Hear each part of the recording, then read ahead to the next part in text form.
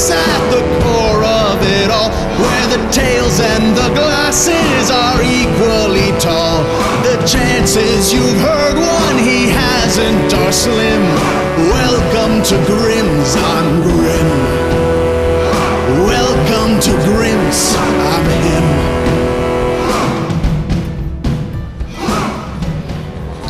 Hey, don't leave. I know. New face, same family. Yeah, this body isn't quite cut out for the collecting side of the business, traipsing about multiverse, gathering stories. But I find it is pretty suitable for the telling of them. So, if you want to take a seat at the bar, I can start you off with a good one of a city grown so large that the plane of existence has adopted its name, where 10 guilds, gone mad with power, are doing it backed with a reality-bending enchantment. So, if you're down for taking a seat, having a drink, and a little bit of entertainment on the side, I'm going to start you off with a tale of Ravnica. Oh, welcome to Grimm's. Grimm. Thank you for joining us for our very first episode in what is going to be a Dungeons & Dragons 5th edition campaign. Let's do it. We've got our tavern goers here who are going to be the players for the night. If you wouldn't mind introducing yourselves. Yeah, I'll start. My name's Chris. Hi, everyone. Hi, Chris. Hi. I'm really excited to be here. We've been playing together for a while, and I get to play a Demir, so that's going to be really exciting. Yep. I'm Saren, and I'm going to be playing a cute little Izzet. Wow. So, yeah, really excited. I'm probably the most newest to D&D. The most newest indeed. We're glad to have you. Yeah. Well, I've really been playing for like 6 months, 7 months now. Yeah. But yeah. About that, yeah. Hi, everybody. I'm Lisa. I will be playing a Rakdos Bard. Ooh. And I'm Mark. I'll be playing a Golgari Druid. Hopefully a Spore Druid if we live that long. Nice. We'll see. To level 3. Level 2, actually. Guys, Oh, wow. can we set our The expectations bar's real high. realistically? We'll see how it goes. Yeah. Let's just see what happens. Don't kill us. All right. With the introductions out of the way, there are still some sponsors that I'd like to introduce you guys to because they made this whole thing possible, and we've got a few of these lovely people to kind of go through. First, we've got D&D Beyond. They provided us with the whole slew of all their online content, so we're all rocking D&D Beyond with all of our character sheets organized and created on that thing. It's just super, super awesome and useful. So good. It's great for me to make more in-depth NPCs on the fly and stuff like that. We've also got Roll20, which is fantastic because we were playing online because we had to settle for it, and then this made it so that we didn't have to settle at all. This was fantastic. Had the built-in communication stuff, all the tokens. It's just great. I could go on and on. Then we've got Incarnate for awesome kind of regional maps and things like that, so that we don't just have to settle for the things that are in the rule books, so that we can actually take zooms in and stuff. And now they have battle map feature too, which I'm going to start using. We've Love that feature. got yes, last but not least, Arcana Vault. And Arcana Vault, they've been nice enough to actually provide us with these packs right here that are kind of similar to Magic the Gathering card booster packs, where you can buy it and you don't exactly know what you're getting, which is kind of sweet. And I love that it comes with this little card here that says, "May your rolls be blessed with many a crit." That's just great. Not yours, Nice. ours. So the Arcana Vault dice pack, gonna open that up. They're the ones who are providing the dice that I, the DM, am gonna be rolling for this session. What is nice. Are they nice? They're not just see-through, they're like look like? sparkly. I like sparkles. Nice. Oh, that's so Gonna cool. get What those color ones. are they? They're here. You know what? I'm gonna pass these around. Pass I'm them gonna let the around real players quick. see. Yay! Do a little round table with them. Yeah. Oh, they're like sparkle glass. Oh, nice. Oh, they have little, Nice. like, is there like pink reflexes? Oh, yeah. Oh, they are too. That's Oh, kind of that cool. is so those cute. are awesome. It's like I a love unicorn's those. daydream. Become tangible. Look at that. Oh, goodness. Aren't they That's nifty so cute? Well, And You can play maybe them. if Calvin's really nice and one of us does a good job, maybe you can hand them down next game when you open up a new pack for yourself. Inspiration. That Inspiration is dice. the plan. Yes. If they roll well, I want them. Yeah. That being said, I love rocking 2 sets of dice, so if none of you guys are up to snuff, I'm keeping these ones. They're pretty sweet. It's gonna suck. It's gonna be great. Awesome. So, I believe we've paid our respects to everyone who helped us out. I think we're ready to get right into it. Yay! Get into it. Get into the story. Our story begins amidst the towering spires and deep-cut trenches which make up the worldwide cityscape that is Ravnica, the city of guilds, in which 10 such organizations lord over the unaffiliated masses and vie for supremacy amongst each other, safe in the knowledge that their very existence is practically guaranteed by a powerful and global enchantment known as the Guild Pact. Now, some 75 years ago from the current day, during the decamillennial celebration of the Guild Pact's very creation and signing, something went wrong.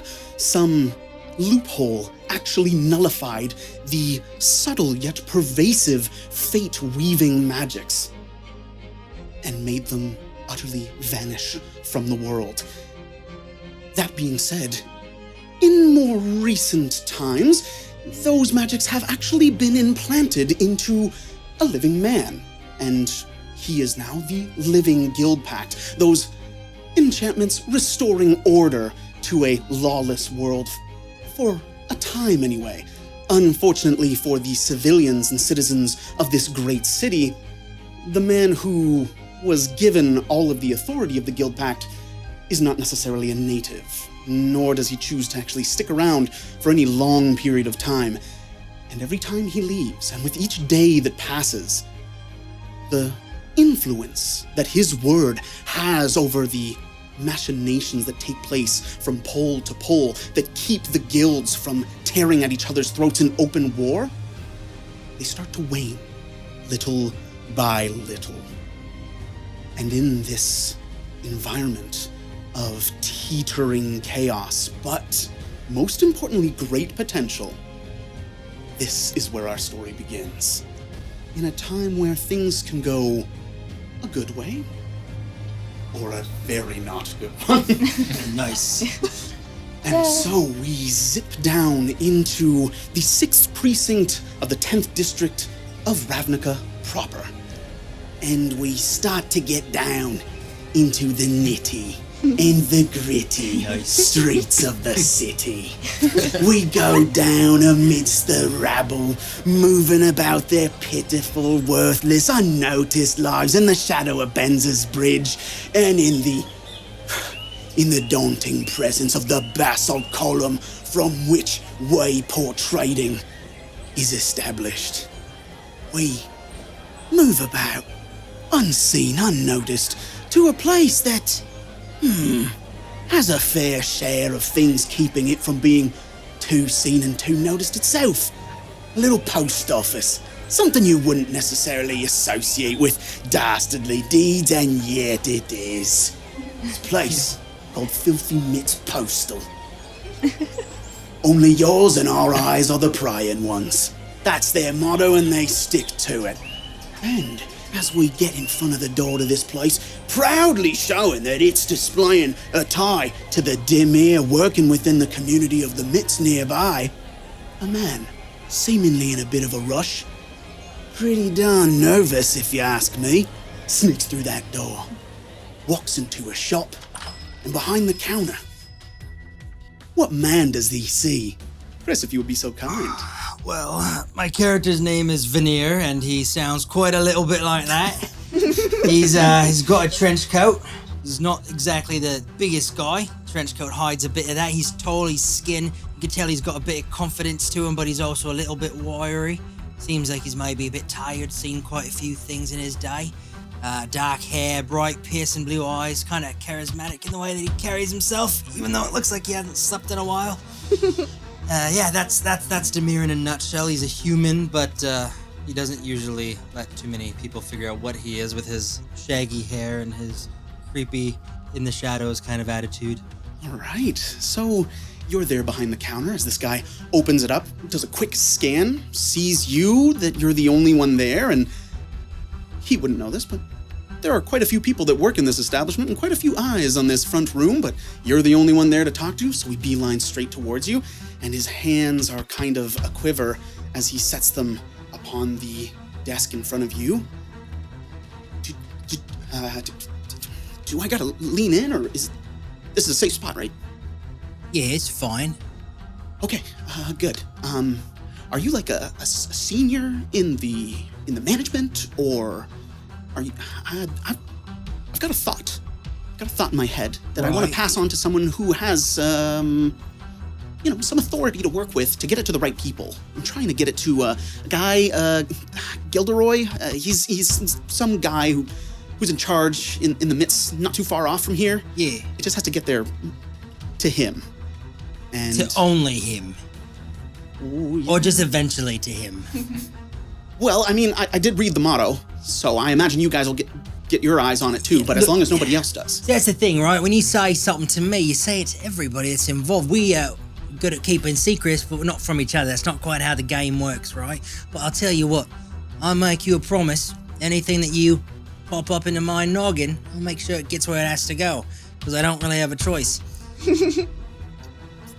I guess if you're forced into being honest, that's as good as can be hoped. That's right. All right, I didn't write it down. I didn't dare. Is there some way of getting it out of me? Can you do that? And when he's talking about this, you notice that you do actually have a pretty ghastly looking contraption that has the space to receive two people's roughly humanoid shaped faces. Nice. So for someone who cannot use magic and actually encode thoughts on their own, you are actually able to use this device to get the job done. Nice. Well, you see that thing right there? It's not exactly made for polishing up bald heads or anything like that. Yeah, that's right. Yeah. Yeah, I'm lucky I got a nice thick set of hair. Oh, it's great. Feels so good. Anyway, That's real. if you want, why don't you just stick your face right in there? I'll do the same and we can get the job done and Bob's your uncle. How about that? Can you do that first?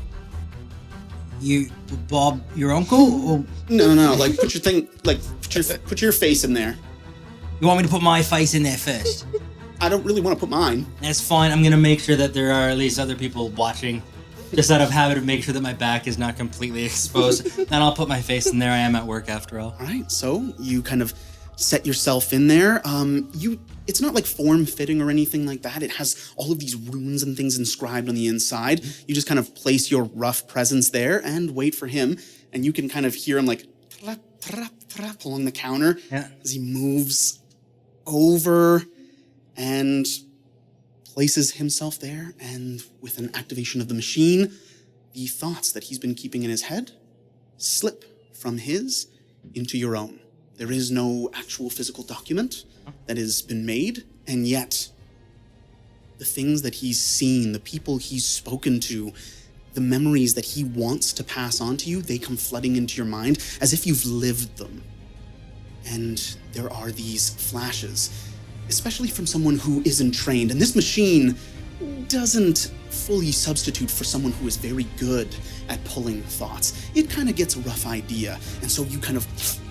It's sporadic, it's jarring, and yet you get these key words and phrases that burn into your mind. There's a new player in town, but he's not from here. We're having a hard time tracking him down. He's got a lot of friends.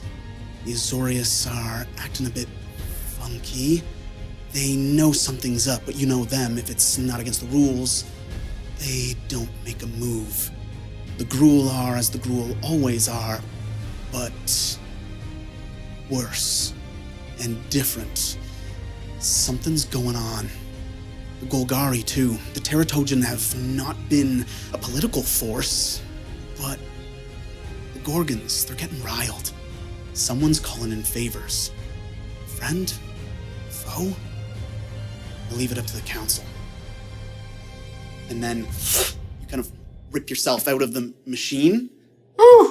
Because, yeah, it's for him not being trained in this rough thing, you end up taking some of his feelings at the time of being told. You get nervousness, you get excitement, you get this whole blitz of multiple conversations, all just kind of jam-packed into half a second, and it almost feels like you've gotten punched in the head, but you're used to it. You do this for a living, so you kind of pull back, and he gets his head out and shakes it around. Just, is that it? It's fine. It's everything. I'll take a little sip of my flask there. Be like, oh, don't worry, got it all right up here, and a couple other little things too. And I wouldn't worry about that. It happens to everyone, if you know what I'm saying. Okay. Yeah. Hey, it's not for me to ask. Should you be drinking? What? I don't even know what you're talking about. Anyway, is that everything that you need? Yeah, to be honest, I'm kind of almost forgetting why I came in here to begin with. Yeah, I don't like it here. I'm gonna go. I'm just gonna leave. Well, yeah, because the biker that you wanted is actually down the street. I'm not really sure what the heck brought you in here. Yep. My bad. I don't know what I was thinking. It does not smell like right? baked bread here. No, it certainly does not. It smells like baked flesh, yeah. Whoa! That's right, yeah. Turns around and starts. Run, laddie. What's that? Run. Yeah, run. Yeah, so he turns around and kind of stammers his way to the door, opens it up. Out he goes. You're left there in the shop, and this is an interesting thing for you because you know that you have to give these up. Mm-hmm. And most of the information that comes through is not of much consequence. Every once in a while, you get a feeling. A deep feeling. One of those things that can't be tricked, can't be messed with right in the pit of your gut. That you've heard something important. I don't know if you've been trying to find any way of holding on to memories that you're supposed to be passing on, but... I'm going to go to the bathroom. All right. You leave the storefront unattended just for a moment. Yeah. One of those, I'm just going to give my head a shake, like people watching. It's obviously from my face getting stuck in that thing right there. Just having a moment, need to go splash some water on my face. I'll go to the bathroom and, while keeping my hand inside of my trench coat, I'll peel back the label of my flask. Make a little note for myself. Not like it's going to necessarily do me any good, but we'll see. And then I'll close the little label back up over the flask. I'm gonna have you do a sleight of hand for me. Yes, you will. I get to roll first. Yeah. Yeah, it's not good. Oh, Setting the tone here. 11. All right. Yay. So Broke a 10. Okay, yeah. yes, you did. And I'll say that you're actually a clever enough little cookie that as you kind of go and you pretend to do your business and start scrawling it down, you realize as you're doing it, like, dang it. You might have made a little bit of a slip up. You might have spent just a half second too long on it. Your cipher wasn't quite fit for purpose. Mm-hmm. You might have been doing that a little bit too long. And again, the Dimir specialize in the manipulation, the altering, the removal, the implantation of thoughts themselves. They can, whatever thing you might feel shameful for being watched in the bathroom, they can just pluck that little inconvenient memory away. You have a feeling that if someone's looking, they'll see what you've done. Well, if I broke a 10 and realized that maybe I didn't do the best job, I might splash some water on my face, go towards the door, and as I'm going out, I might just reach into my jacket and take my thumb, put it between the label and the flask, and just smudge down so the adhesive smudges everything that was there, and then just give my breast a little pat and walk out so that there's nothing really of any value there anyway. All right. To any casual observer coming in and there is another person waiting with a parcel, you're just, small mannerisms, nothing out of the ordinary. Yeah. But to anyone who's looking in, they go, all right, you covered yourself. We can't blame you for trying. Yeah. Oh, damn. All right. We zip out of the kind of lower surface level streets, up into the air, fire our mind's eye over the streets, over the rooftops, past the people all within, until we dangle over this big, rotting, festering wound that digs down from the surface of the 6th Precinct into the Undercity, towards Svogthos, the hanging keep which guards the entrance to Korozda, the maze that has the capital of the Golgari Guild at its core. We are hanging over Deadbridge Chasm. The morning sun has yet to reach its way down into there, and so the coolness makes it pleasantly fragrant. In time, it won't be that way so much. We fly down, and deep into the Undercity, we hear the buzzing and droning of thousands upon thousands of lives and unlives toiling in some combination of death and not so much there.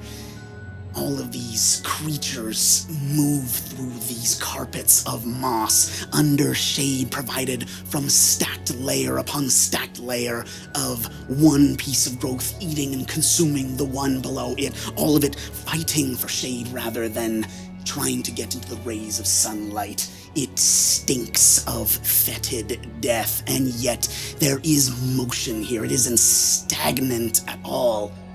But in this place of stench and stink and smell, there are people who would have power over it, people who would claim or carve a kingdom out of it. And we buzz into one such room of a manse down there. Yeah, so, and Avarius, would you mind describing who we see sitting at a table, getting ready in the morning to go about today's work? They would see kind of tall, little half-elf, dark black hair, a little bit of a pointy beard going. You know, he's got some kind yellow eyes. He's decked out in some kind of mushroom, like green, a lot of pales and red kind of armor. Nice. It looks really fancy, but also really gross at the same time. Nice. It's a little moist, you know, with the morning dew on it. Oh, Little God. fungal armor. Oh, Uh-huh. moist is never a good description word. Yeah.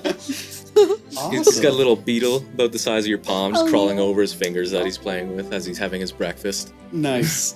Yeah, so the table is already has the plates of food kind of set out before you. You've already grabbed what you wanted. You're feeding your little beetle all at the same time as you kind of put down these nice, succulent, juicy kind of mushroom pads and have a hearty breakfast.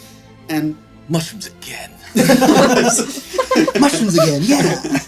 the meats down here are so-so in terms of quality that is available. Freshness. And it's just as your little pet beetle kind of makes another pass through your fingers that you hear a door open at the end of the dining area, and you know to put this little guy away at the table before Mother sees. Just stick him right at the top of my little mushroom stalk staff. It's like a tall, kind of nice mushroom stalk with a big, flat mushroom cap on top. It's kind of like a parasol. Nice, awesome. Yeah, he kind of crawls into the little Just tuck him holes in away. there. All right. So you hear the kind of click, click, click, click, this snapping and clicking of this imperious kind of tall, regal, thin alien, almost near insectoid figure. She is a prime example of one of the Dev Kareen, the dark elves that live in the Undercity and traditionally who belong to the Golgari, and the ones who are actually largely in charge of it politically these days, ever since Savra and then Jarad kind of took over from the Sisters of Stone Death. So she kind of moves her way in, and other than the clacking of this hardened kind of fungal stalks that form her shoes, she has this dress. Again, it's fanciful and disgusting all at once. She has taken pure rot and garbage and turned it into something even slightly resembling beauty, which is a miracle in and of itself. And it drags behind her this whole little ecosystem, and you can see her nose is turned up. She's a little bit, I just got my head down, eating the last little bit of my mushroom. Nice. It's good. It's good today. Yes, you are non-confrontational, which is a good thing because you can see that the person who's currently bearing the brunt of it is your father. He is a human deathrite shaman who kind of follows like a whipped dog in her wake. Nice. He comes around, and as your mother approaches her seat at the head of the table, there is a servant who goes to pull the chair out, and she just glares down her kind of pointed features at the servant, moves her head across her shoulder to your father, who just goes and pulls the chair out. She sits upon it, and it's not wood and cushion like you've seen on the surface world. The entire thing is stalks of mushroom that kind of plump outwards so that she can rest upon it in a great deal of leisurely comfort. At which point your father goes and takes his seat across from you. Right. So, my boy, your mother is, she was just telling me how excited she is that I am leaving, for perhaps it should be a day at most. Where are you going, Papa? Well, you see, I am having to win her heart yet again. It is a Golgari heart, truly. It dies and then it must be brought back to life every so often. So, I was planning on tracking down some new form of fungus, mushroom, some kind of growth of some type that perhaps we could manipulate to some new and wonderful means. I think we have plenty enough, but... Sounds great. Could I maybe come with you? And he at first is going to say no. You can tell he wants to say yes. Then he looks at your mom and goes, no, you cannot. It is a dangerous mission. The centaur... Well, then you could probably use my help. Alas, it has been decided that I will go on my own, and that perhaps in this particular case, stealth would be the better part of violence. And so I am to crawl around in the unmapped and dangerous Undercity until I can find a thing that will make your mother love me again. Oh, well, good luck with that. It worked so well last time. Oh my goodness. It was a wonderful week anyway. And you can see the whole time your mother is just barely deigning to look at him, but you can see almost like only you would pick it up being familiar with it, like this tremble in the way that she's sitting there. Mummy, does he really have to go? Well, Antivarius, it is, after all, the reason I mated with your father. So, yes, I would say that it is quite necessary for him to go. After all, we are business partners. I work with the materials that he provides me. And if the materials he provides start to become inadequate over time... Simply out of fashion? It's inadequate. I wouldn't send him out risking life and limb for something so frivolous as fashion seasons. Yeah, I think you do. Do I believe her? No. No, it's very much a fashion thing. You found the button and you're pushing the button. Now, on that note, Richard, I believe you have some important work to go to. I mean, our livelihood does depend on it. So, Richard, he's kind of looking at his empty plate. The servant is just getting ready to pass a mushroom over, and he just... No, it's okay. I will eat on the go. He stands up, grabs it, kind of takes another piece, and double fists as he starts I'll get up and give him a big hug as he goes. Yeah, so... Good luck. He Don't walks die. over towards you and gives you a big old hug. And just, don't make the same mistake as I did, my boy. Marry a human, for God's sake. And he kind of lets go of you, gives you a pat on the back. You get some like juicy mushroom grease kind of over your shoulder as he's like, oh, I've made an oopsie. Your mother will fix it. She sees to fashion and such. Off I go. He's just gonna wanders out the door, leaving you with your mother, her long fingers kind of Behind me. And various darling, Yes, Mummy. would you be so kind as to seat yourself whilst I'm at the table? Or am I to be here by myself? Yes, sorry, mummy. And I'll sit back down. I'm done eating, but I'll just sit there. And Avarius, you're going up to the surface today, yes? Well, yes, mummy. Yes. And Avarius, you want to be direct? You want to be confident? We can't have you looking like a slack-jawed idiot if someone comes to you with a matter of import. Sorry, mummy. Don't be sorry. Be right the first time around. Sorry. I mean, right. At least your facial whiskers make you distinguished. Perhaps that will distract people from the rest of you. Now, Andavarius, you have inherited a measure of my talents, as well as those of your father.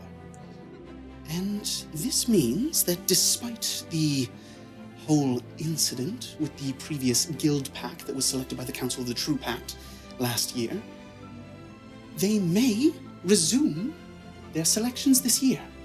And I do believe, or at least I have it on good authority, that you might just be selected. So, I want you on your best behavior. Selected? To Yes. be part of the adventurers there?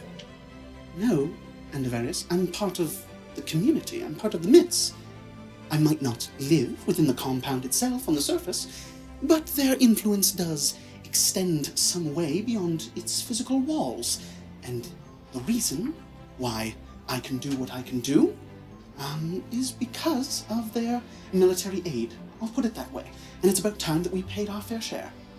So, if anyone does come to you, keep in mind who you are, what you're capable of, and who you represent in the end. Well, I'm a farmer. I'm capable of farming. You don't tell people on the surface you're a farmer, do you? Not anymore. Andavarius? No, mummy! Good. Oh. I should hope not. You're not a mere farmer, nor is your father, whatever they say. You are a respectable member of my house. And, though you haven't learned the finer arts of my profession, perhaps in time you will learn them. After all, you will outlive your father by some decades, so maybe you could learn a touch. Yeah, he has taught me quite a bit. He hasn't brought you out, has he? Yes. Oh, it better be a good one. He better bring Mommy back something very nice. Look. You are dismissed, Andavarius. I think you've gotten your father and yourself into quite enough trouble as it is. You're making me upset. Okay, well, I guess I'll go to town now. Bring the cart But yes. and my latest wares. Okay. Do they have to go somewhere? The normal spot along Wayport Bay Street. Okay. And remember, we're prioritizing delivering my armor and my clothes over a bunch of mushrooms that you've grown in your garden. And the one brings in lots of money, the other not so much. But the people really like the mushrooms. And a very big on. And she pulls out of her nice dress, she pulls off this one kind of fungal pad, and you can see it's actually part of like a makeup kit as she kind of powders and the spores kind of cover up a slight bit of perspiration on her. She kind of dab. Little bugs just eat it away. She kind of stands there and I will eat now. And the servant just stegs a mushroom and places it upon her lips as she eats with their help. Yeah. You are free to go about your business. Okay, I will talk to, or I will go to the stables, I guess, and go see my big Goliath beetle, actually my small Goliath beetle that I use to pull my cart. Yes, Deadbridge Goliaths are generally pretty fearsome beasts. Annabelle is not counted amongst their kind, unfortunately. Annabelle, how are you today? Annabelle looks at you, kind of gives a little bit of a wiggle and a jitter. I think I give her scratches. Yeah, she has a chitinous exoskeleton, so she probably can't feel it, but it's the thought that counts, and All right. Annabelle seems to enjoy it. So you kind of It's almost like an instrument as your fingers go on the ridges and bumps of the outside, and she kind of trembles in tune to you scratching as We're going up top, Annabelle. all 6 legs are just stomping independently of each other in all kinds of excitement. Annabelle gets ready to go. Poor thing, really hasn't hit her growth spurt, and it should have been a couple years ago, but, I mean, she's clever. She is. Sharp as a tack. Mm-hmm. And, she gets all mounted up by the servants who have all of your needs kind of already pre-supplied. You don't have to bother with anything. My big mushroom stock staff. There's a little compartment at the bottom, a little rubberized compartment. I'm gonna stuff in there a little mistletoe, a little shamrock in there, and then seal it back up. Awesome. Yeah, so you have a pretty good control over a lot of funguses and rots and mosses and molds and things like that. And so with a small little mana prod, you open it up, put some things inside, and then heal it right back up. Hop onto your cart, get ready to head. Where it go boom boom. They hit Annabelle and she scutters off. Starts crawling towards the lift that will take you to the surface. Nice. Excellent. From this midden heap of boiling and bubbling sewage and waste, we pop up faster than he will ever hope to go up to the surface, until we get to a lovely and popping, vibrant little place called Demon's Lane. It's in the Rakdos quarter of the Mitts being these 2 large apartment complexes that span approximately 9 cramped city blocks in length. And while originally they were separate buildings, as time went on, these kind of fingers and hallways wide enough for a full street to kind of go across, kind of crossed and bumped into the other part, looking, for all intents and purposes, from a bird's eye view, like 2 holding hands. And while people are being nice about it, they call it the holding hands, but informally known as the mitts. And in one of those fingers is the Rakdos quarter, living in all of this hustle and bustle. The fact that it's morning means nothing to this place. There's always activity going on as people in fire wheels are kind of going from one end to the other. People are juggling with knives and blades. And you can see that one of them is definitely an apprentice who hasn't been given dulled knives. No. The teacher's there and going, well, see, it makes it so that you learn really fast, huh? Like, yes, it hurts, but we're going to have this down pat in a day, an afternoon, I bet. As this kid is just, oh my God! But all kinds of people laughing and moving merrily from one place to another. There are drinks aplenty, people eating greasy foods, people who have been awake all night and some kind of supplements are keeping them active. And yet we pass by all of this rabble into a very quiet little place, actually. A small little sanctuary, almost soundproof, away from it all. And into this room of modest accommodations, we go from one house with a semi-demonic woman in it to another. Would you describe your character for us? Okay, so my character's name is Zeralia, and she is a half succubus. She's got red muted skin. She's about 5'7", so not really tall, but a little bit. She's got these like enchanting golden eyes, and she's got these horns that go back, and they've got little gold tips on them, and she's got long white wavy hair, and she is wearing an Azorius trainee outfit, which she's wearing it more like a rebellious teenager. So she's got the skirt hiked up, and she's got a few buttons on her blouse unbuttoned to reveal a little bit of her cleavage. And Nice. yeah.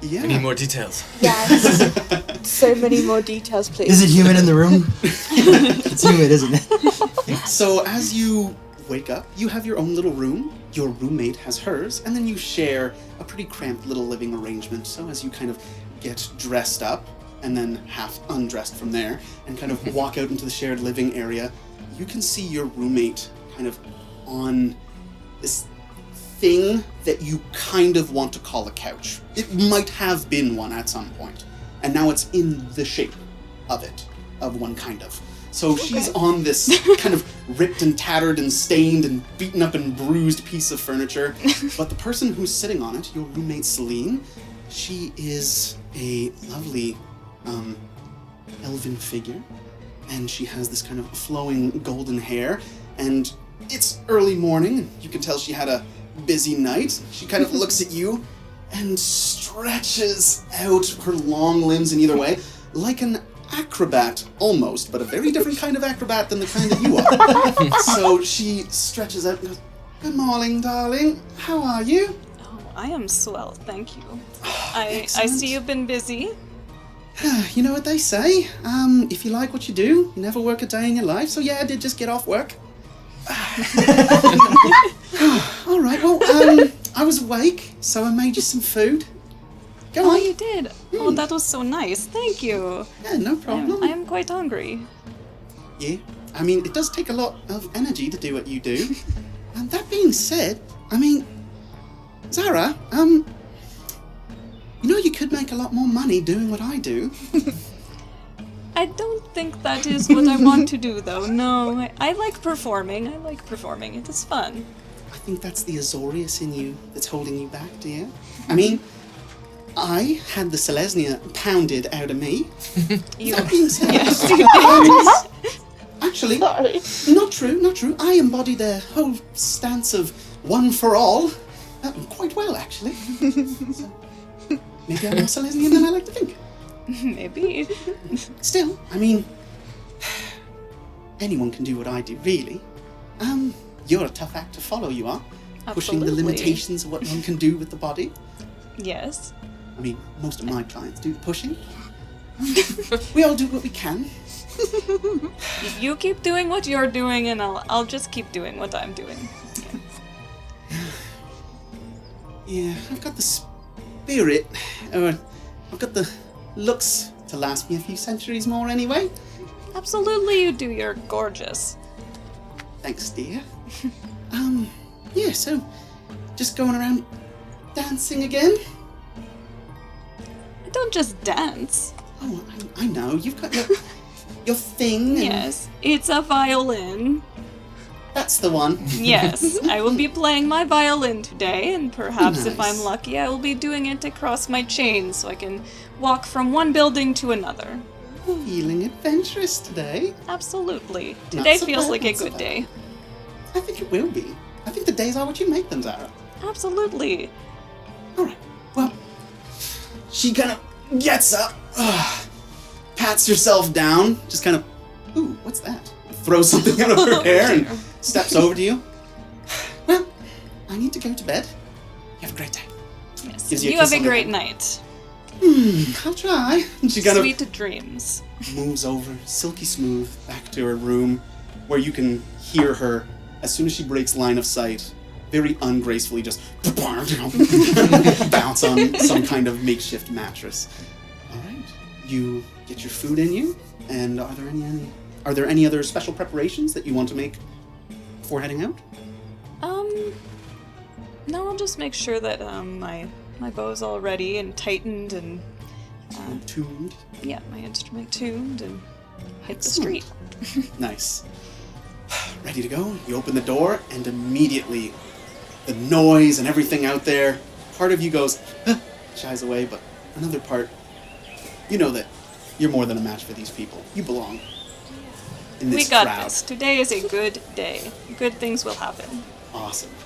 We pull out Little of did she know. Demon's Lane, out of the community of the Mitts, and move across the rooftops of it, down steeply over towards Edge Street that overlooks Deadbridge Chasm, until we get to a lovely little contraption. It's a storefront, kind of. You really only get that if you look at the sign, and the sign is actually quite small. There are a lot of things attached and built onto this, a lot of antennae pointing up into the sky and kind of whirling and whizzing about. This is the Tinkerton home. Saren, would you, Saren, would you kindly introduce your character as she wakes up and gets ready to go about her morning? So, my character is Tallulah, and she's very, very cute. She's a little gnome, and she talks like this. She's very adorable and has her crazy bright red hair that's all curly and messy. One side of it, as she wakes up and rolls over, you can see is kind of charred. She brushes her hair and then realizes and is like, pushing it back. So, yeah, maybe we shouldn't play with fire next time. Maybe we should test out that contraption before using it. But yeah, other than that, she is wearing some little dungarees, and when she gets out of bed, she puts on her gauntlet, which is if you've played Magic the Gathering, then it's a Mizium rig, but you can tell that it's very clearly a makeshift kind of just random pieces of stuff put onto it, like some of the knobs are just painted wood. A sticker. It's a sticker. It's With a gauge. Yeah. She doesn't actually have a gauge. It's just Picture like a Buzz always Lightyear. good. Pull the panel back. It's definitely like a Buzz Lightyear pulling the panel back. That's her whole thing. And she has like a little backpack which she puts on, has all the tanks in. You can see once it starts turning on that it's sparking a little bit, but don't worry about that. It's okay. Awesome. And when she gets out of bed, she'll head downstairs, down to Granny and Granddad. Awesome. Yeah. Now, as you walk down those stairs, you leave the part of this place that is your home behind and enter the part that is kind of transitioning over towards being a shop. And the way you can tell is because the table that your grandparents are eating at is simultaneously covered with food and maps. There are blueprints and makeshift notes and things like that, all kinds of scrawled, ink spilled everywhere, juice spilled in another spot.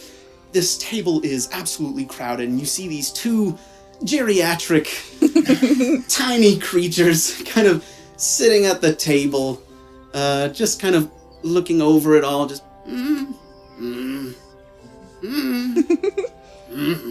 kind of speaking in the way that people who have been around each other for a very, very long time and have little to say that they don't understand non-verbally. They're just kind of having their own little conversation until you show up, and then they, you're finally awake, huh? Hey, I was searching around all of the depths to find all these cool little avenues for you. Yeah, and what does that have to... What does that mean you get to sleep in? Because I need my beauty sleep. You're gonna need to sleep a lot longer. Ready! It comes from a place of love.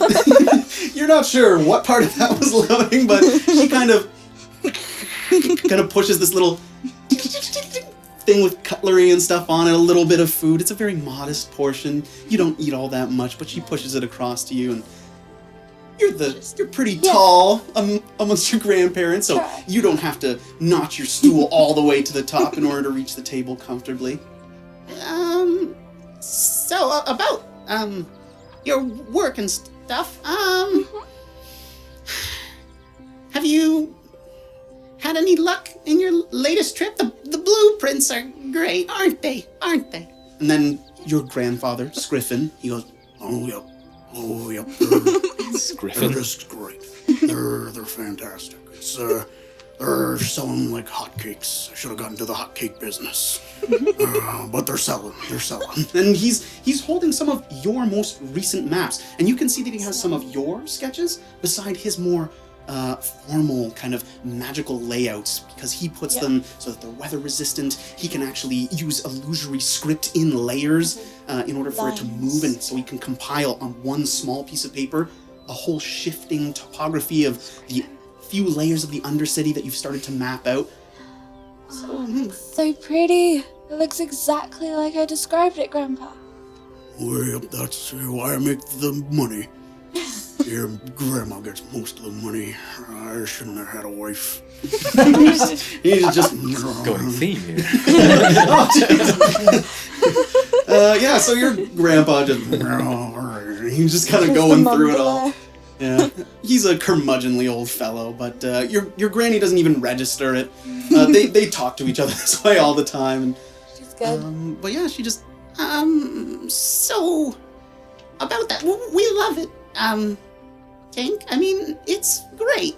Your grandpa's never been busier. I've never had better product to sell, but there's a reason you're going down there, right?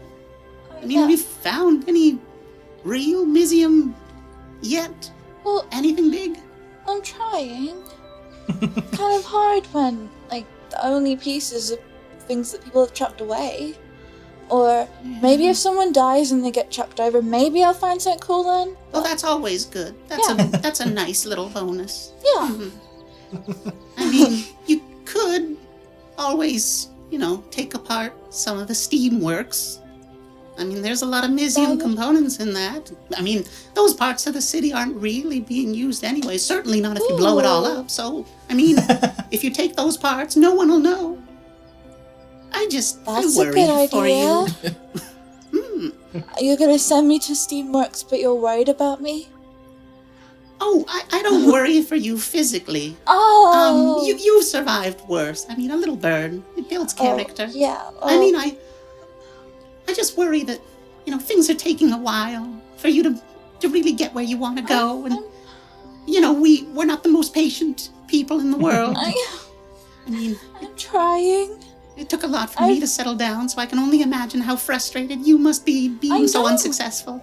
Granny!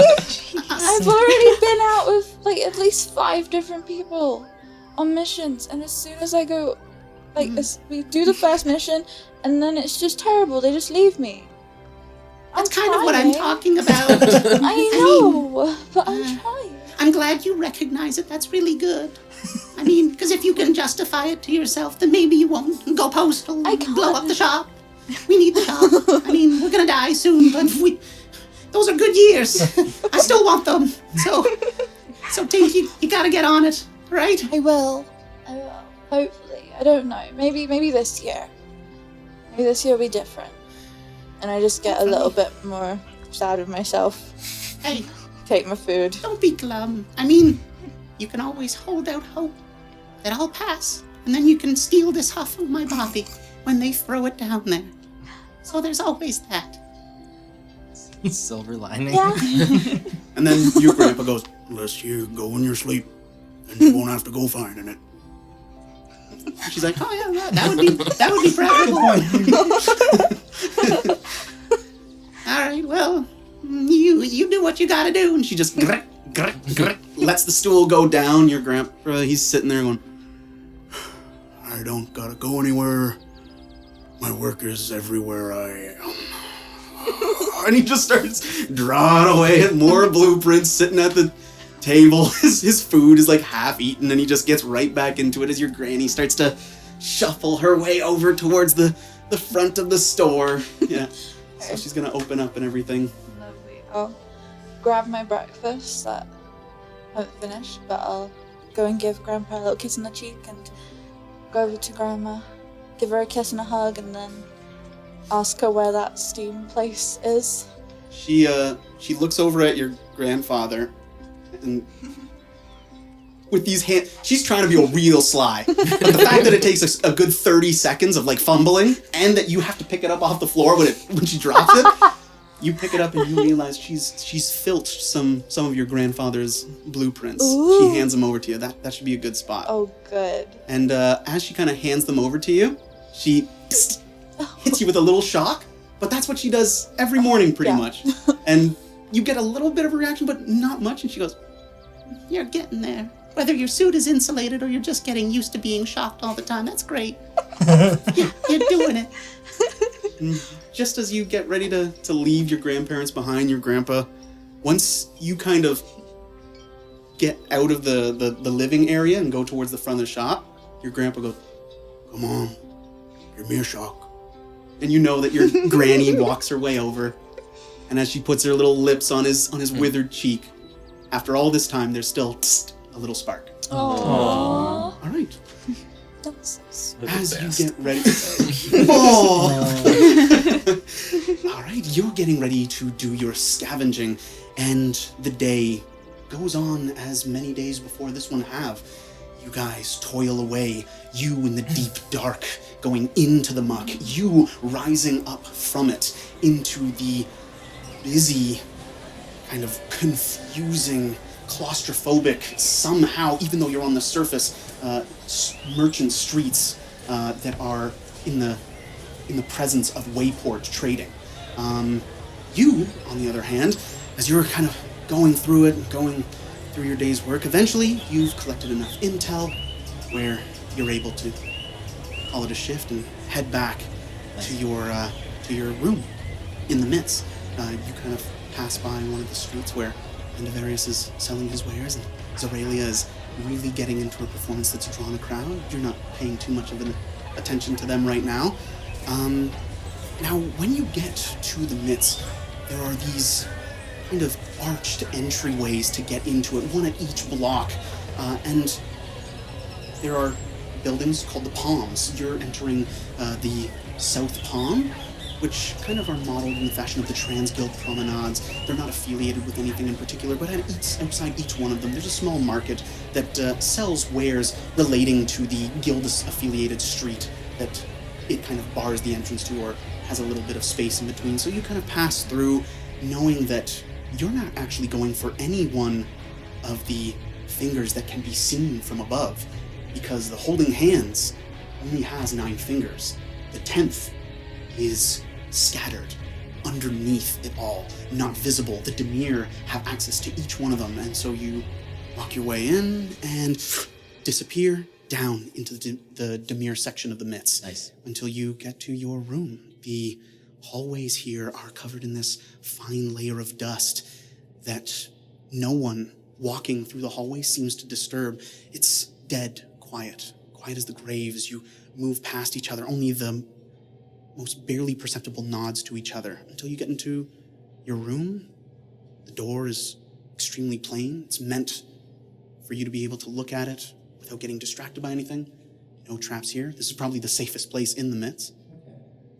And you can get into your room, but just as you touch the door handle, someone speaks into your mind.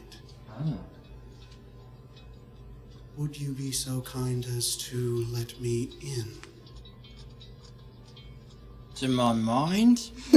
No, I'm already in there. What I was gonna say. I'd like into your room, if you would. Invisibility only lasts so long, Endivarius. Or, Veneer. Oh, right. And I'll turn the knob and open the door, and I'll walk in. Yeah, so you walk into your room, very utilitarian, very cold, very clean, barely lit. The way that things are moved is you can navigate it because you've memorized this whole thing. You could be blind and know your way about it. But anyone else stumbling about in here, it would just be a mess. There are this whole thing is one actual giant death trap that just doesn't look like it. Nice. But as you open like the my door life. and slip in and kind of stand in this cramped little spot, very small, just to be concealed, someone else comes in behind you, and the only reason you know that they're in is because you, no longer touching the door, see the door close. Mm-hmm. And then a hand kind of materializes from the handle, kind of going up their figure. This is a person that you've only had the pleasure of meeting a few times, and you've never really spoken to them in depth. This is a man named Weaver. He is a Vidalcan. He has blue skin, he is quite tall, and he has these kind of long, dexterous hands that kind of extend off from his body. And the way that the cut of his Dimir suit is, on his hood, there are these gems, almost like spider's eyes. And the number of components that he has kind of around his leg, and the way that the fabric billows out almost looks like the back end of a spider. So Weaver appears in your room, lets go of the handle, crosses his hand. May I sit? Yeah, please sit, of course. Yeah. He places himself ever so gently down. You notice that as he sits on one of your chairs, the actual cushion doesn't seem to depress. The fabric doesn't seem to wrinkle. He just seems to kind of put himself in that place. Reaches in. Something came for you. 4 somethings, actually. All right. And he shows you these letters. And he hands the 4 of them over to you. And they all have a seal on them. The seal's unbroken, but... Doesn't mean anything. Correct. You do notice that the seals have the symbol of the Mitts, which is the kind of hands clasped together. That's kind of imprinted on the seal for 4 different letters, and they're addressed to different people. As you flip them over, you see Zoralia, you see Tallulah, you see Andavarius, and you also see yourself. All right. Am I supposed to be reading these, I'm guessing? Don't you read other people's mail for a living? Well, yeah, but maybe I'm just supposed to deliver it somewhere and not read it. You're supposed to deliver it as well. Ah, right. And a cracked one that's got my name on it as he's talking. Yeah. So you kind of rip the seal open that thing up, and it says, Dear Veneer, you, as of this moment, you have officially been considered exceptional enough that you may be selected to represent the Holding Hands habitation location and its goals abroad throughout the 6th precinct, and in time, perhaps, throughout the entire district. It goes on to kind of list how there is a trial period, and that they're kind of looking to put you into what's called a guild pack, which is a small group of other people who are selected, because the Mitts is actually a community that is run by what is called the Council of the True Pact. And they are all, it's 10 people strong, and they all belong to one of the 10 guilds that really rule over the city of Ravnica. Except these guys believe that things have gone astray over the 10,000 years since the Guild Pact was originally signed, and perhaps even before then. They think that the guilds have become perverted or bastardized from their original ideals or goals, and that they should change them to reflect something that would be better, not just for the guilds themselves, but all Ravnicans in general. So these people, they select someone that they believe has promise from amongst the population that they rule over, and then they put them together and put them into small organized units that they think would work well together, and send them out into the world to accomplish various missions and tasks and carry out favors and help their own people. Nice. So that's what you kind of read throughout this whole thing. The council, you've been selected, you look promising, trial period. Well, I mean, it's not a surprise, but I mean, it's quite good news, yeah. Did you just come to tell me about this, or is there something else? There is one other thing. I am normally rather busy, which is why I haven't come to see you before, and yet, considering the invitation you hold in your hand, I am to make my services available to you should you have the funding or the desire to have me do anything that you want as concerns your memories. Whether you would like them locked away, altered, some added. This is one of the things that I do to help our agents in the field. They've seen a great many things, had to do a great many things, and a greater good is only so comforting. So, if you require my services, I could do them now, I could do them later, or I could never see you again. You can see he gets a little flustered. I got I appreciate it. I've tinkered with that a little bit myself. There's a bit messy bits still kind of up there. Let's just leave it as it is right now. How about that? And if I find that I really need you, I'll let you know. Very good. Right. And then these guys here just got to be delivered. Is that right? Correct. Right. Well, These are the people you've been observing for some time. Yeah. I came to understand, and you are supposed to be familiar with their whereabouts at this time of day, their schedules. You would be the best one to gather them all up.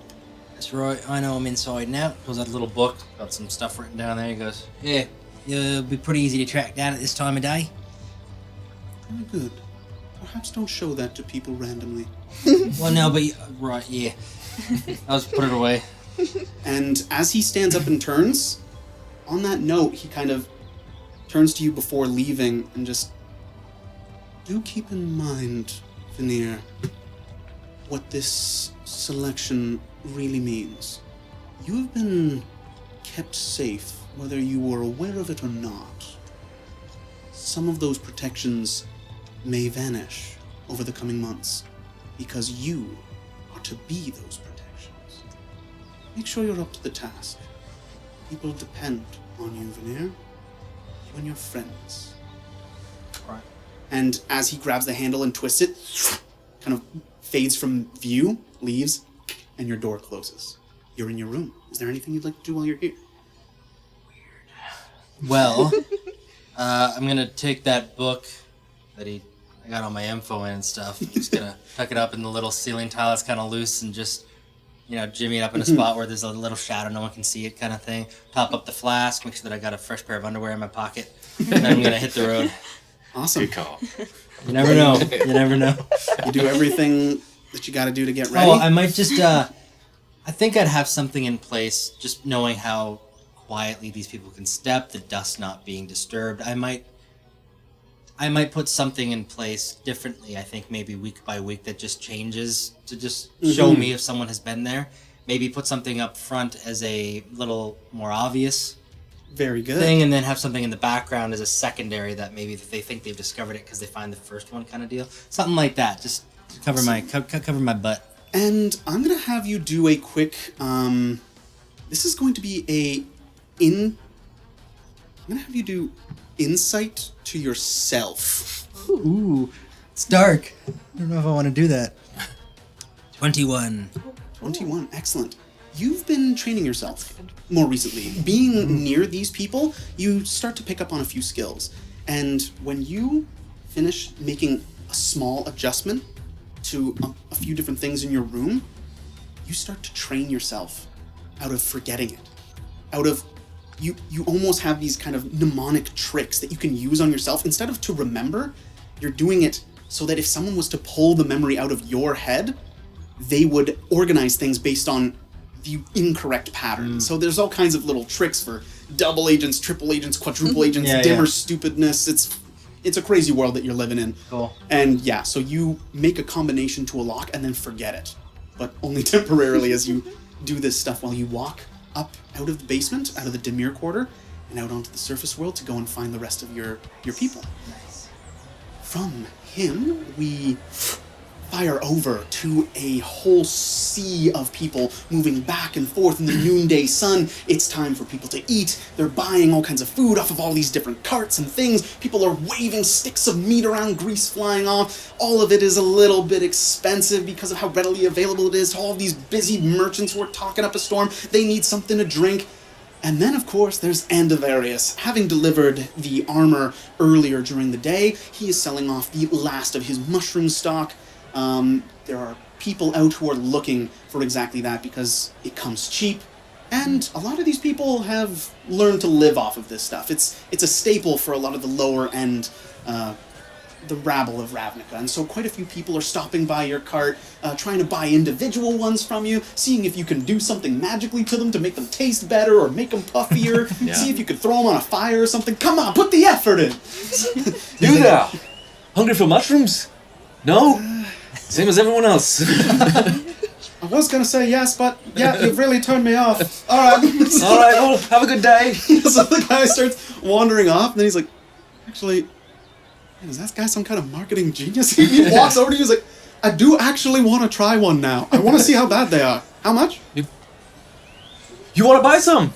Well, yeah. I mean, normally it's peasant food, but I figure, see what the common man Freshest eats. mushrooms in town. That doesn't mean much.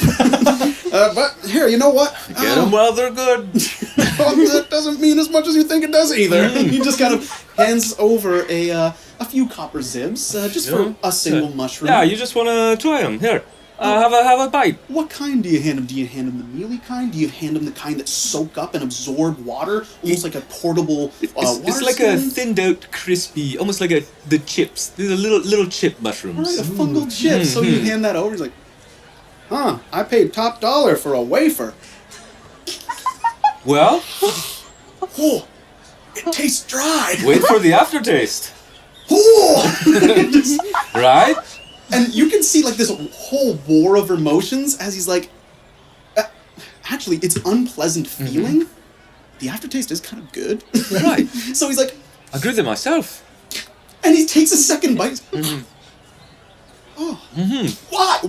No! He like gives it a couple stomps as if it's like a living creature. And just, Well, they're big down below, anyways. The people they just eat them up. you know what? I have to give these to my kids. They've got to try this. Right. You know what? I'll take 3 more of those. Every kid needs their vegetables, and they're No. cheap. This is just a fun time for me. She's gonna hand you over money. They're gonna hate it. How much money do I get here? For All in all, do you want to roll a persuasion to see if you can kind of... Oh yeah, I do. Since he is kind of buying these as a gimmick, he's not buying them as like a food source. This guy's got some spare money. All right, persuasion. I am so persuasive. That is a 5. I'm gonna have him roll So So exactly Insight. like it sounded. Five. God somehow. He has beaten you by 1. Nice, a good match. Yeah, so he's willing to pay quite a bit more, and yet as you're holding the wafers and you're looking at his hand with money in it, and you're just like, it's gonna be a gold Zeno. He's like, how about we call it here? He kind of hands you. He actually hands you more than you would have gotten because he's not buying them as food. So you end up Sure. at the end of all of this having 10 copper zibs in your hand.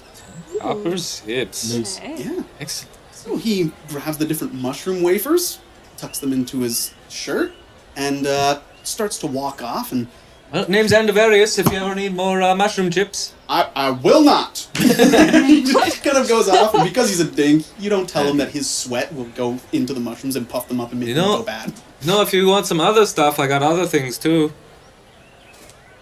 That guy doesn't respond, but make a perception check.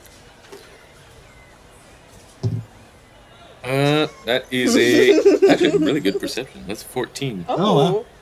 Didn't expect that. Yeah, so as you mentioned that you Elven have eyes. other goods, someone is walking by and they kind of look at you out of the corner of their eye. They're doing a real good job of making it seem like they're not interested. They're close. They go across the way from you. They start looking at stuff. They're shopping, but they're not buying anything until he kind of meanders over to Hey, your buddy, stall. you looking to buy something?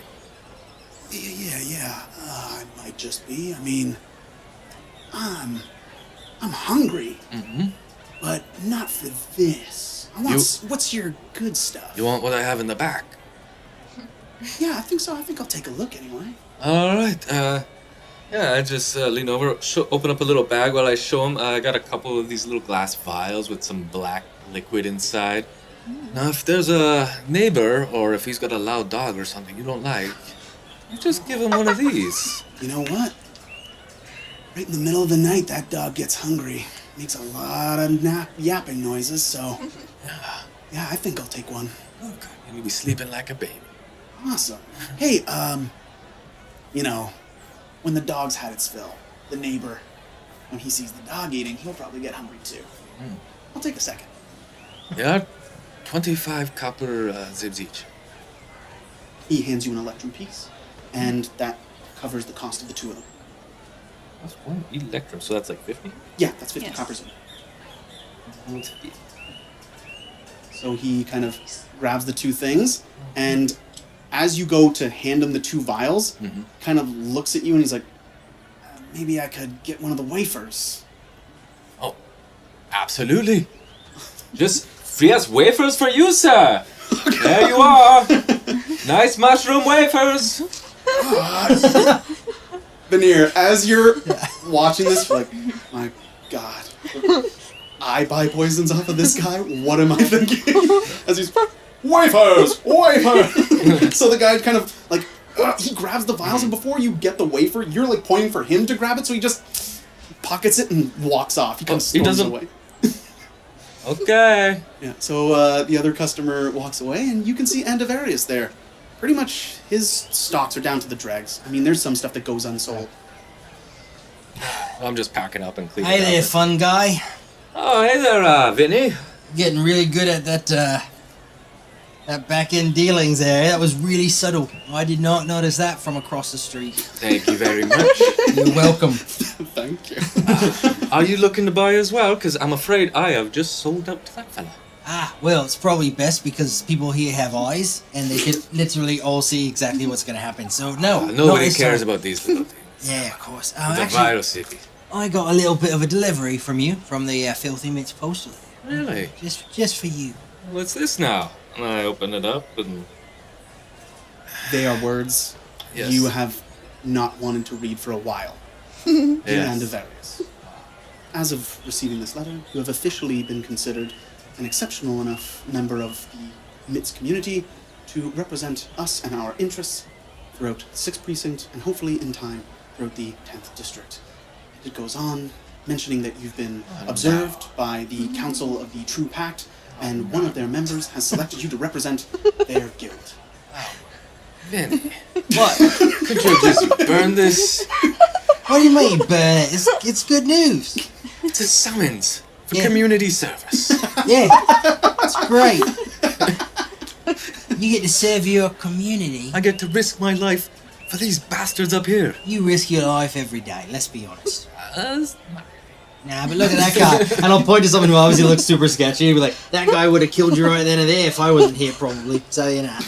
Yeah, there's a guy growling with a knife in his hand. You're like, I didn't even sell anything to that guy. Yeah. What's wrong with him? The world's a dangerous place. Better to be part of a community that's serving rather than be served up by a community, is what I'm saying. Well said. Thank you. Mother said this would happen. Yeah. Well, mothers, right? The women. Anyway. She is one. They're women. Yeah. I'm not great with the pep talks, but I think it's probably best if you and I get going. I got a couple more of these to deliver. Do you mind giving me a hand? No, I don't mind. Just help me load the cart up and Right. old Annabelle will bring us around. Yeah, good old Annabelle. I'll help him load some stuff up on the cart there. It's getting dark anyways. Yeah, we should probably get going. Darkness isn't quite great. I mean, got a bit light left, but It was noon actually. It was lunchtime. Okay. You guys were eating stuff. Yeah. Yeah, it's because you got that cataract there. You get that fixed up. Yeah, I was saying as the day went on, you guys have worked from morning Alright. to this period here. Okay, so I just got my as you're parasol over me since it's midday. It's not that. nice, You delicate little flower. you end up Don't helping do well with some. him with his cart, and you're so good at sleight of hand that he hardly notices that the crates that you like go to grab, he has to end up grabbing them at some point. He just doesn't notice it. You're just like, oh.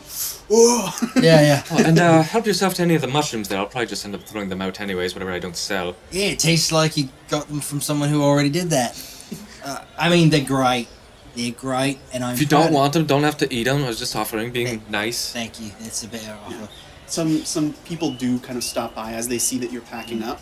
You can tell that you do have a little bit of a crowd. This is a regular occurrence for people who can't afford stuff that kind of stop by and ask for the remainders of the different mushroom wafers and things like that. Yeah, I'll give them up to the beggars and whatever stuff. Yeah, so while you guys are getting ready to go, down the street, past these batter horns that are kind of these ropes tied to either side of their head, just dragging these heavy loads in and out of Wayport from outside of District, and underneath the legs of towering Indrix that are almost used as biological cranes to get things into the higher stories of different houses, past Drumax, and all kinds of lovely little creatures of all types and sizes. We stop by a place where the traffic has actually stopped. And it's because they are enraptured in a performance that's going on. So, Aurelia, what exactly are you doing for these people that's keeping them here? I am walking across a chain that is hooked between two buildings Nice. while playing the violin. Awesome. This is awesome. so easy stuff. Yeah. Well, there are some Rakdos cultists who are known as chain walkers who do an act like this where they hold a pig's head and they let the blood drop onto the street below, and if a drop of pig's blood gets on you, they go after you until your head is the one that they're holding onto, and they repeat the process. Oh, God. Zoralia is doing a much more well-received version Nice. of that act, where she's playing this kind of lively Way better, jig way to the better. kind of hustle and bustle and the beat of this street with all of the kind of hot dust that's being kicked up from all of these hooves and feet and cartwheels that's kind of rising up into this haze. You kind of play Ravnica, the song, to these people below, the only people who don't seem to like your act are the people who are actually trying to get business done. Because you going across the whole street is making it so that people are gathered up underneath, kind of standing there slack-jawed. Someone's on their back of a cart, just kind of whipping their horse forward to try to nudge through people. They're just, come on! You see this guy going, get out of the way! Wrap it up! And you see him reach into the back of his cart to grab something. This guy wouldn't be your first heckler. Alright, bring it on. Alright, you take that dodge action as he grabs it, looks at you, and throws. Alright, do a dexterity saving throw, and you have advantage. Ooh. Well, that's good. Oh, shit. Natural one. So, that is... I got a 15. Alright, you even beat it by a margin of success of 5. So, this guy kind of, wrap it up already! Move on! He comes and grabs it, throws it up into the air, and without interrupting your playing, you kind of sweep, it flies by, and while playing a note, this piece of rotten fruit, this half-eaten thing from his lunch, flies through the air and cuts apart into 2 different pieces. And as people watch this, and at first they're confused, until they connect the dots and they go, yeah! Yeah! They start clapping. And then there are a couple people that go, hey, that's nothing! Watch her catch this! And flicks a copper zib up into the air.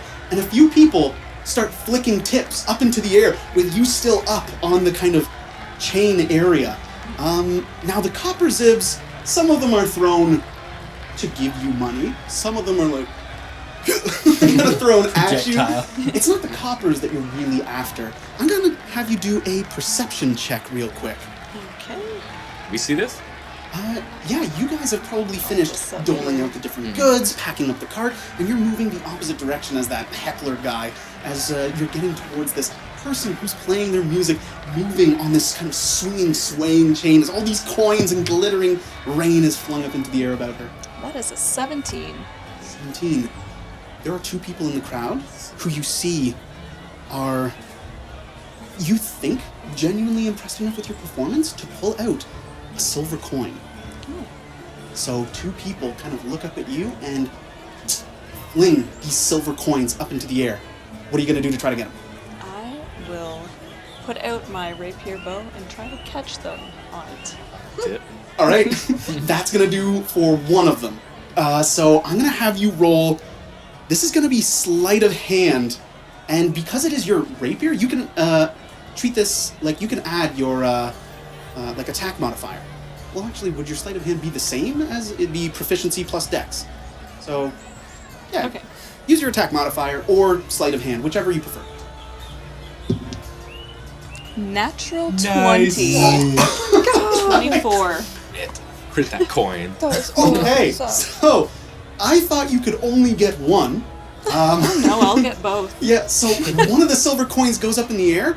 You reach this quick spot, put the half like sharpened rapier, half violin bow out into the air, and one of the silver coins enters the strings, and then you tilt extremely quickly so that it catches it right in the strings, and then bring it around and hold the flat of the blade out so that the other one goes ding, ding, ding, ding, and kind of balances on the side before you flick it over and it lays flat on the blade. And you have them now in your possession as you catch these 2 like, Thank you. Oh my god! The people are freaking out. They're kind of like pushing each other. They're getting into it like, yeah, I knew it was good. And Vin, did you see that? The whole crowd is just jazzed because all the copper coins that she didn't catch, it's raining money. So all of these little kids and all these people who actually want to pick up $1 off the floor, they're like, yeah. So she's getting all these people in this happy, joyous mood. I go pick up some coppers too. Hold Hold on a sec. I'm gonna see if I can find some guys that look like they don't really need the coppers that are picking it up. You know, there's like some like... Did you was that 2 silver zibs? That's 2 silver zips, so that's 25 plus 25. You got 50 Nice. copper there. Nice. I'm gonna see if I can point out to some of the like skeezy guys that obviously don't need the money. They're taking away from the poor people that do need the money. They're like, hey, you missed one right over there. When I point, I'm gonna see if I can like sneak in with the other hand and like grab some out of their pocket. All right, these guys are. Is it me? I'm gonna have you roll deception. Okay. See if you actually successfully distract these guys. 15 plus 4, 19. Yeah, so these greedy buggers who are dressed in fine Ravnican clothing, you know, it's fashionable for the season. You can see that some of them are holding like fashionable outerwear, but it's too hot for this temperature, so they've like kind of thrown it over an arm. And these guys are bending down to pick up copper coins off of the cobbles that Poor people kids can are use kind of like, those. look, I got one. Oh, what's the date on? So they're picking that up and look, hey, look at that. Well, right over there. I'm gonna have you roll at advantage a sleight of hand. Okay. Nice. 16. All right. Yeah. So you kind of look over there. You get a coin purse off of the guy. Yeah. It doesn't look like it's laden with money, but hey, maybe this guy's got higher denominations of coin. You managed to snag that. You, meanwhile, with a small little mana prod to your staff, you can make the bottom of it kind of Yeah, sticky. sticky, so you Yeah. don't and don't have to bend over and can grab them quickly. So people just see this mushroom like It's just- Yeah. Just over the crowd that has. I'm just playing along. all right, I'm gonna have you do a race against starving children to see how many coins you I pick up. don't want to do this. Yeah, Yeah, I'll do this. I'll do this. All right, this is going to be depending on how far you're like running to get to these coins. Well, Like what if I diving. kick some of the kids out of the way? You can make it No. athletics. Honestly, pick whatever stat you feel is appropriate to how you're snagging these coins. These kids are going to use acrobatics. Athletics kick the kid. Yeah, okay. Yeah, I'll just try athletics. Trying to bully myself in there. That is a 14. 14 with your modifiers? Yes. Okay, you have actually just been beaten out by children. They had What a happened? 14 plus 1. So, as you're kind of moving around trying to grab them, you get like a good 3 copper before you go to get one, and it goes on the back of a little kid's scrawny hand. He looks, sticks his tongue out, grabs it, and kind of pulls himself up. And you just, you're trying to go after. You're like jabbing people in the back of the calf. They're like, yeah, oh! You're just stabbing. Excuse me. There's coins everywhere. Oh my god. You trip the kid at one point, but on his hands and knees, he like scrabbles and picks up a couple. I move it. At the end of it, the kid is like, he's laughing, and his I know where buddies, you live. for your efforts. One of them throws you a copper. I'll catch it. Nice. You get 4 more coppers out. Yeah, and the kids kind of walk away. They're like, yeah, you showed him. Yeah, you did. And they're like giving this kid some encouragement. I'll open up my purse. Put those in there. There are some people who aren't enjoying it. Like I said, there was the heckler who is still held up because his horse isn't a war horse. It's not a riding horse. It's a docile kind of draft horse. So it's just sitting there sniffing people's heads and their hair. He can't like convince this thing to just plow through civilians. So he's stuck there. There's also someone else heading over, and he's wearing a guard uniform. He's a guard for the 10th district. So this person doesn't work with the mitts, but he's kind of walking through the crowd, and people move out of his way. He's a younger, more kind of rounded, portly fellow, until he gets within shouting distance, and he goes, "Oi, calm down. Hey, lady!" What is the problem? Why are you interrupting my show? Problem is you're holding up this like whole street, and it's like an important street. So like, are you allowed to do this? Absolutely, I am allowed because, as the law states in section 743, subsection 2b, it states that any performer within the Holding Hands is allowed to perform on the streets wherever they see fit. Within Precinct 6, of course. I'm gonna aid her and be like, you didn't know that? Yeah, I'm gonna give you advantage on your own merit, and then the fact that I'm gonna have you roll something else actually, because she's already got advantage. Roll deception. Oh, good. 18. Yeah. 18. And you're rolling performance. I'm rolling performance and deception. No, you're She's not rolling rolling deception at all. performance. She's Advantage. deceiving. You're doing Oh. performance. So what was that? Then it would have been 16. Okay, 16. That's still really good. 10. With advantage? Yeah. All right. This guy's Yeah, got that's a solid some 10. passive insight. The base is 10, and then you add your wisdom. He's not wise. so you got a 10, Yes. which means you would have equaled it right on the dot. And he's just, what luck? Do you not know the laws? I mean, I'm supposed to.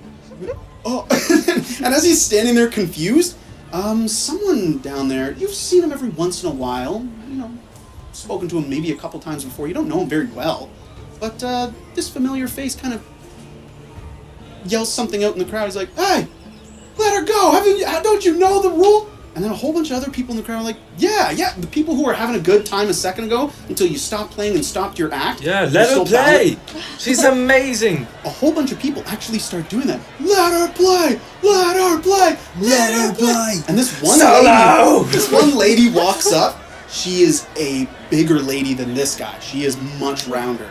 She can play because we want her to play. Rules the damn. You go on and get.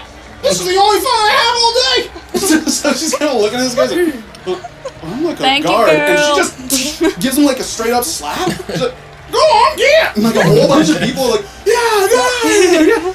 There's another guard who kind of puts his hand on the guy's shoulder and he's like, oh, he's scared at this point. And just this guy seems a lot more grizzled. He's middle-aged. He looks more confident, filled out in his uniform. The way he moves, you can tell that this guy's been doing this for a little while. He's just, hey now, take it easy. You're not going to want to do this.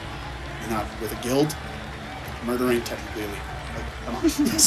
So he kind of grabs this guy by the shoulder and just said, you know, take the loss. It's okay. You're new. People will understand. You've got years to go. So he kind of takes that guy and pushes him around. I'll meet you down at the back end. And he looks up at you and he goes, hey, notice you didn't catch any of the copper. Pulls out a copper coin, puts a kiss on it, throws it up. Have a good show. And he turns before he sees what you do. Do you catch it? Oh. I will catch it with my chest. There's a copper coin flies into the air. Everyone goes, kind of watching And I this little just shimmy it story down so unfold. it's nice and tucked in there. Goes right in. The little shake. Everyone loses it. There's no damn way you're gonna top this performance. People are just loaded. They're kind of like, as Rakdos festivals tend to be, you're not even the one encouraging it, but people are like form the mosh pit. They're elbowing each other. They're just so pumped. There's so much energy there. After a little bit, eventually you play yourself down and come down into the streets. People give you a whole bunch of extra money. You actually end up totaling about a gold Xena. Yay! Nice. So, Vinny, who's our next target? Who else needs one of these letters? He's gonna point up at her. She's down. Huh? Yeah, it's Her down here. down here. She's down now. Oh, she's down now. Oh, She came down. I got distracted by the booby thing. Yeah. My eyes are still up there, actually. That was pretty impressive. It was pretty impressive. Right. What was where's- pretty impressive? Oh, You there- liked the show? Yeah, it was a. Hello. Great Yes, were you show, boys having fun stealing all my copper? Oh, I was just getting them for you. Yes, thank you. You know what I like to do with the copper that gets left on the ground is that I like to give it to the children who need it. Why? Yes, of course. The children. Right. And then I'll Obviously. find a couple kids and then give them the copper. Everybody loves kids. That big rotund lady who said like, this is the only fun I have in the day. You see that she kind of walks back, grabs her basket, puts her under her like hefty arm, and like grabs her children by the ears, and they're just like, they don't even feel it anymore. Their ears are like stretched out, bro. And then he looks at you with the coppers and just with a sweaty, greasy kid ear slips out of her pinch and you go, don't get lost. so the kids come towards you and just, thank you, miss. You're welcome. You buy something good with that. I will. I'm gonna be like you. A violin after I eat. So the kids, they scamper off and they start running and immediately they start fighting between themselves over who gets the odd coin. Awesome. Nice. Yeah, it's the three of you guys, and the crowd starts to dissipate. You get a whole bunch of people saying like, "Oh, good job, nice, another banger," and they kind of separate. Finally, the guy on the horse makes his way through. Yeah, I didn't want to take away from what you're doing, but well, I don't think we've been formally introduced, spoken a little bit, but my name is Vinny, and there's right. Andy. And Various, actually. I just call him Fun Guy because the mushrooms and the boring Likewise. personality. I got something for you, actually. You might not know this, but I actually work for the Post, and got a little letter here. Oh, do you? Yeah, that's right. This has got your name on, I believe. I'll open it. Yeah. Dear Zoralia, once again, it's the same letter that these guys have received, except you notice. Actually, you would because you've opened yours now. You see that her parchment. Yeah, I'm is looking over actually, her shoulders. It's colored. It's like a pink tinted paper, and it smells lovely. I have been waiting so long for Go and this. smell mine. Yours does not smell very good, actually. You didn't know by comparison, but as your nose gets closer to it, it's just like the face wrinkles. Your little your sparse beard hairs go onto the side. Trying to get away. Yucca! Something dead. Something real dead was working with this paper. Yeah, it's a pretty big day. I'm excited. Yes, I will definitely say this is a big day now. Now, I don't want to pull you away from what you're doing here, but you mind maybe coming with us? I got one last letter to drop off, and then I think we got to probably get to it. Do you mind if I steal you away for just a little bit? Oh, yes. Yes, great.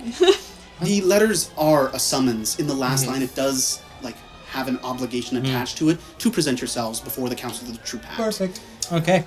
All right, let's go. Just one last quick stop, and we'll be right on our way.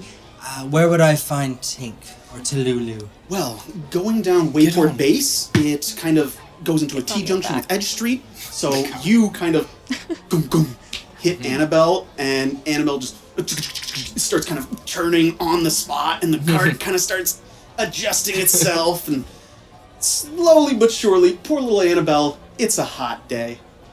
The sun has just been reflecting off of this shiny kind of green carapace. It must be hot for the poor little bug as it just kind of getting the little claws in between the spaces between cobbles to pull herself forward. It's just... That it's is tough. a nice beetle, but she's not very fast. Annabelle? No, she's rather small for her species, but, she's rather smart, so she gets me around, That is important. Mm-hmm. Yeah. Without holding the reins, he can talk to you, and Annabelle just knows where to go. She just knows exactly where to go. You don't even have to dodges steer. through traffic. Yeah. I actually don't know much about this whole summons thing. Could Oh, any you of you don't? enlighten me? Oh yes. It is for the new pact, the Chamber of the New Pact. So it's quite an honor, actually. You get to join a guild, if you do a good job, anyway. So. I thought it was basically slavery. It is not slavery. It is a great honor, and then you protect your city. Okay. Yeah, like a slave, But with a shield to protect the city. Mm-hmm. And how long are you supposed to be doing this for? I have crops growing back home that need tending. My mother's waiting for me. You guys don't know how big a deal this is. I fully understand how big of a deal it is. And I also know that your mom doesn't really care. She's probably pretty excited that you get to not be a farmer. You don't know my mum. Yeah, I do. I mean, not that I do, but I do. You realize that maybe he only knows her by reputation. Yeah, this surface dweller. He wouldn't last a minute in the Undercity. Yeah, I don't know that much. But yeah, you know how it is. That birthmark on her in her left thigh. You've seen how she treats the house staff. Yeah, that's right. I know enough. Creeping through the window. Poor husband. Awesome. Yeah, and as you Go kind over of weeks at a look time. at your paper, there is no mention of you will finish at this time. Mm, There's no mention of an end date. So you're like, But fantastic. it's a great honor. Serve your country. Yeah. All right. Yes. Well, I guess we'll find this fourth one. Yeah.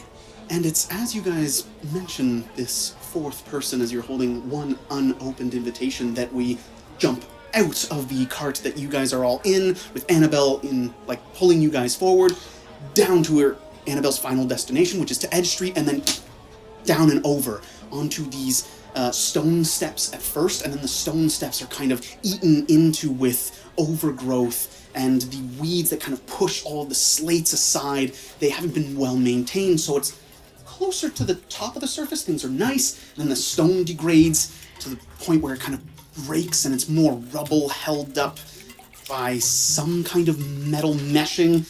Then you have wooden stairs that take over from there, and only the top part of that has actually been recently replaced. The mill part, again, it's this organic material, so the very humidity, the spores that kick and puff up from Deadbridge Chasm, this miasmic aura that kind of fills, almost like a liquid that kind of pools in like this floating yellow sand down in Deadbridge.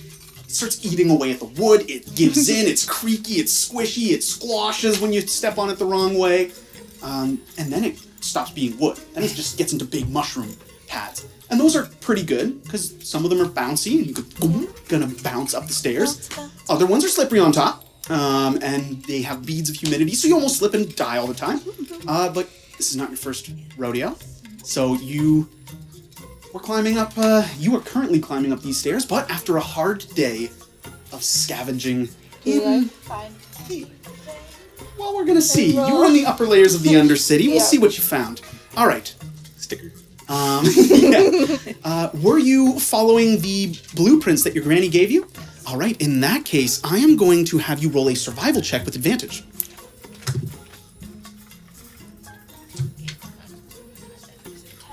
Plus.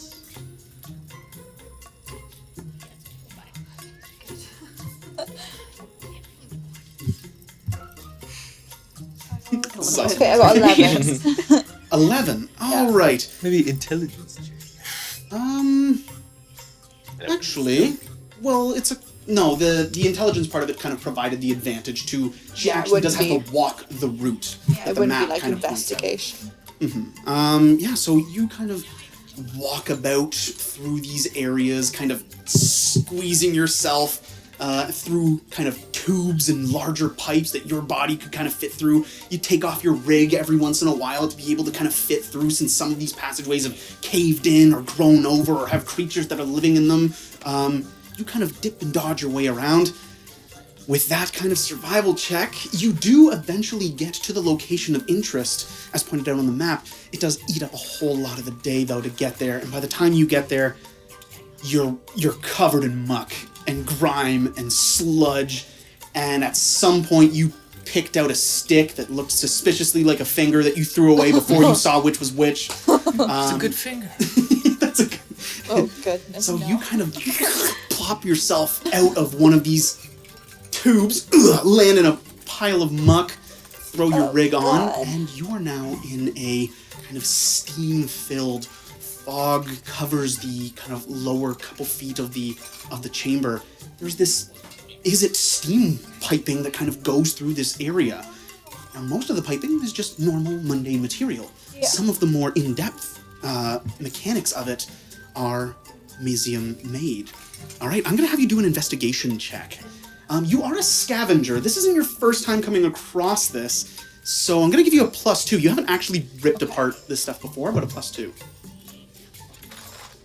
Investigation. So I got 7 plus 5 and then plus 2. Okay. So 14. Looking at this thing, you realize that a lot of the piping isn't going to do you much good. You start to see where kind of steam is leaking out. It's whistling. You can see it blasting out and just cooking the stone wall across from it bare. And the rest of it is all covered in lichens and moss and growth, since there's so much humidity here.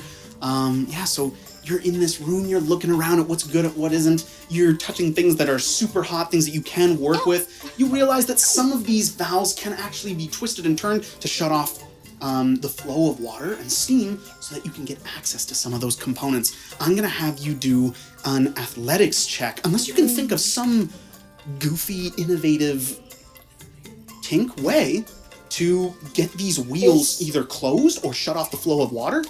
Is there any like other bigger pieces of metal lying around so I can like put it through and then have more of an anchor so it's not just like this little one, it's like a huge... Absolutely there are. You look around and you go, am I the first scavenger here, really? Because this thing is falling apart. Just disrepair. Either that or is it construction crew just left it there after kind of slapping it together? Either way, you've got a metal bar in your hand, put that through the wheel, and you now have advantage on your athletics check. Like jumping on it. Oh, if you're jumping? Yeah. That's even better. Yeah. Yeah. So advantage with +2. Oh god. Thank goodness. Advantage. Oh no. 15. Okay. Okay. I got 16 then. Nice. +2?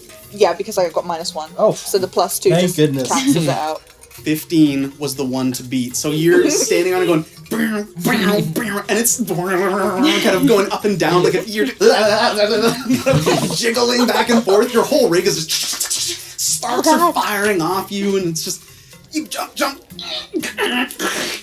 This kind of orange debris kind of starts to crackle and flake off. Get down. Until you're like, I've had enough of this. You put your hand on the wall and then just with a pulse of arcane energy through your hands, just bend the bar. The wheel undoes itself. The bar is bent and you're standing on the floor like, oh, I did it! And the water is seemingly cut off because the pipe that was working fine a second ago is going and the seams on it rivets are flying off. The other stuff is good, though. You have a very limited amount of time to get some parts. So what do you want to do to try to grab at this stuff? Are you going to do Sleight of Hand? Are you going to investigate to see if there's a good part? I'm going to investigate All right. completely. Like, I want to get the best part I can Prioritize. in the quickly. Yeah. Awesome. Oh, that landed. Yeah. That counts. Counts. Yeah. Keep that one. No, I know. 18. Okay. Oh, no, 18 plus 5. Oh. Sorry. So I got 23. Oh, nice. Clearing a 20. Despite how hard it is to actually see in this place with all of the fog everywhere and your goggles fogging up so you have to take those off, it's hard to breathe, your effort, everything is kind of stacked against you, but you look around, this could be a big score. You could make Granny not make fun of you. You could be not dissed by your grandparents. Not gonna happen. Fantastic. She's still going to make fun of me. You see that there's actually some kind of regulator based on how many things are attached and small nozzles built into this one Sure, it's pipe. not important. So you just kind of... No, they don't Alright. need it. I You know need that there's a it. small grill that you have to smash off in order to get to that Oh, of regulator? course I'm Go ahead and smashing do an attack roll. Smashing it. Now, you can either attack this with a weapon or do something else. What do you want to do? Okay, I'm just checking. God, I wish I had the opposite There's of a mending. rusty metal grill in the way between you and a Mizium component. I'm just thinking. No, I'm just thinking if Chromatic Orb. That can become any kind of element? Yes. Okay. Which one do you want to use? So Acid why would acid work on that? on a rusty grill. Oh yeah, it would. I don't know. Yeah. That's what I would do, but I'm not Okay, you and I yeah. don't have magic, so Yeah. Or Irrelevant. cold, you know. whatever. Cryo freeze that thing. Yeah. That could work too. All kinds of stuff could work. I'll do acid damage. All right. So you look at this. You've got your spanner in your hand. You're looking at it, but this like cattle whistle above you just you hold on. Zzz, boom! Another bit of arcane energy blasts out of your hand. You can do an Arcana check with advantage for the acid on this rusty grill. 13 plus. Again. Yeah. 13. 13 plus 5. You beat 15 once more, so you hold on. It kind of bends. You kind of bend it back just enough that you can reach in, feel around. Oh, what do you do? You just grab it and boom! Another pulse of energy breaks all the fragile components. You've got this thing in your hand. You pull it out. This whole place is about to go. I'm gonna need you to either do an acrobatics to like sneak out of a place, or an athletics to try to just get distance, or So stealth in order to find some cover. Actually, stealth wouldn't do it because no, Steam would find you. it'd be quick. What are you doing? So What's where's higher, athletics? or So no, acrobatics? acrobatics is All higher. right, she's trying to squeeze her way out. 8. Oh god. All right, I'm gonna as get you more kind of myself burned. jump into the tube from whence you came, you go, your rig is on. You have to get out. The whole thing is... Something crackles as you get your stuff on. Throw it ahead, put yourself in, and this scalding kind of creeps up your legs, through your clothes. You do have some pretty nice insulating clothes from this, and the fact that most of you is covered in this tube from the steam, only some of it kind of goes through and puffs and moisturizes all your hair and everything, but you are going to take 2d4. Ooh, that's 2d4. That's 8. What are you Doing? You're dead. She's not dead. I am. She is. I'm You're unconscious. unconscious. I'm Oh my unconscious. goodness. Daddy, come save me. You rolled 18 things to grab one thing, and now you're unconscious. Okay, I'm gonna find her. I hope. Yeah. So Please say you put a tracking on me. You just put a tracker on me. I can find you. I'm one of those Yeah. guys. I know what's up. yeah, so you kind of crawl into this little tube and boom, the whole thing explodes. Steam rushes up the vent, scalds you pretty good, and you just you kind of pass out on your little boots out the back end of a pipe with this big old kind of explosion. As you guys get to the edge, overlooking Deadbridge at Edge Street, you're like, Air explosion. yeah, he's standing on. Coming up, boom. How long is it gonna take to get down there? I guess we don't see her. She's in a tube or That something. was quite an explosion. So, I hope you guys nobody are was standing in like, there. she should be here by now, and you kind of look over and see this, this like blast of this venting How steam. far kind down? Of, she's only like 20 feet down. She's Yeah, I'm mapping a whole lot of tiny, so it understeering. takes She's me only a a couple floors down. Oh, jeez. All right, 1 second, guys. I'm gonna see if I can make my way down there. Right. Awesome. Yeah. Good luck. It the looks pretty dangerous going down there. The first 20 feet is actually stone stair. For the first while, it's stone stair, and then it gets worse and worse the further down into Deadbridge it goes. So it's actually really not particularly difficult to get Nice. I'm gonna. Do I see these like little feet, just like or whatever? there. Yeah, as Nothing's kicking anymore. yeah. Is the so- steam still shut off? Is Um, it still? some kind of cooking? security system, some kind of Arcana security system has actually shut it off after the explosion. So while parts of it have been tampered with and it couldn't deal with that, the rest of the kind of steamworks kicks into place and is active, and so the steam stops. And all you have They to do didn't need it. is walk into the steamiest, moistest places. You're covered in dew. It's hot as hell. You just forcing your way through. You can barely see anything. Oh, this is stupid. Should I come with you? Yeah, you want to come down? It's a little Should moist. we all come? Can you Annabelle kind of Can you looks heal? at Aurelia. Why don't you just watch the Annabelle. cat? I mean, I think maybe. Is there any like? Is this a sketchy area? This No. close to the The bridge surface? chasm? Probably not really. No, okay. I didn't know if it was sketchy. I was gonna say stay with the carpet. Oh man, town sketchy. In the various, can you maybe see if you got something that might be able to help this little thing out here? She's an adventurer. Sometimes she gets herself into a bit of trouble. Don't think she's all right down there. No, she's not moving. I'm looking right at it. It's great. Yeah, she's down dead. this poker.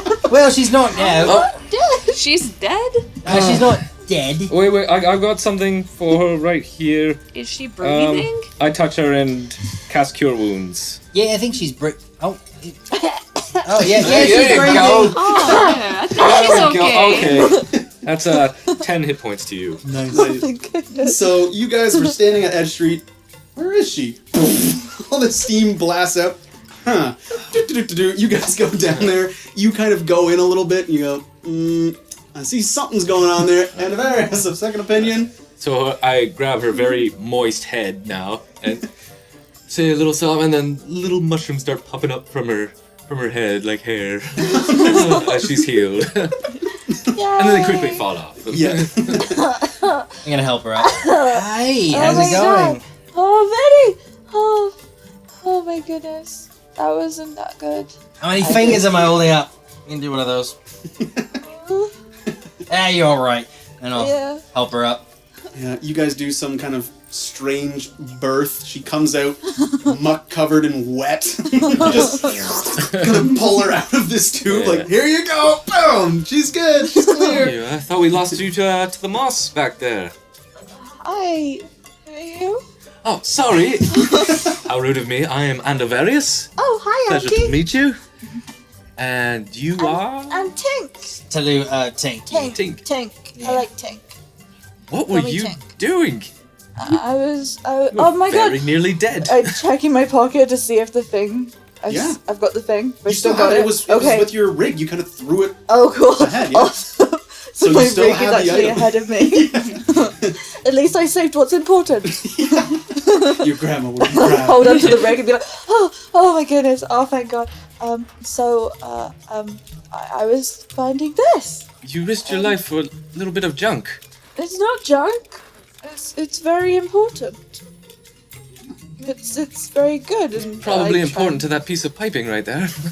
No, they didn't need it. They're okay. See, it's okay. Like the whole city didn't explode, so That's true. Silver As, lining.